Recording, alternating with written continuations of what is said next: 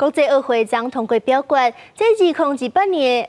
洛杉矶奥运是会有木性具这个项目。国家队的总教练也是林旭廷的教练詹志强，就讲安尼真欢喜。确定了后，因就当开始制定训练的计划和目标。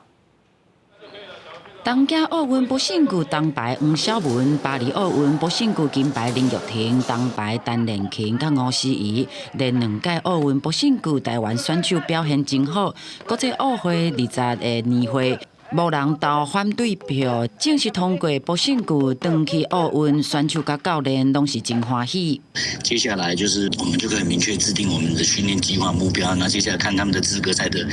标准要怎么定，那大家怎么去努力。那比较简单就是名古屋亚运明年嘛，马上就是一个检核点。爱继续来拍拼，也毋过詹志强教练讲，世界博胜具总会也无明确公布性别的规范，避免去年底伫咧英国比赛风波，暂时未去参加 WB 的比赛。 先前有特别请就是几位专家，包括林应洲跟徐美智老师，全力来协助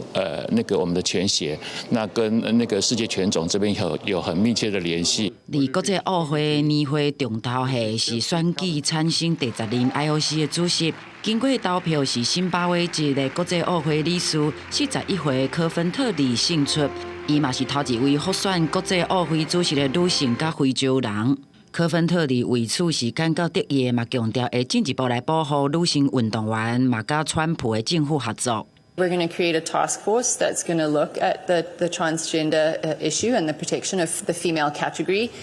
And once we've made the decision collectively as the IOC with the international federations, that decision will be made very clear, and we won't move from that decision. 实在国际体育事务的学者指出，科芬特利是即马主席巴赫钦点，有巴赫女孩外号，原则上会继续即马女性运动员的政策。若是牵涉性别议题，恐惊唯一的变数就是美国总统川普。公司新闻综合报道。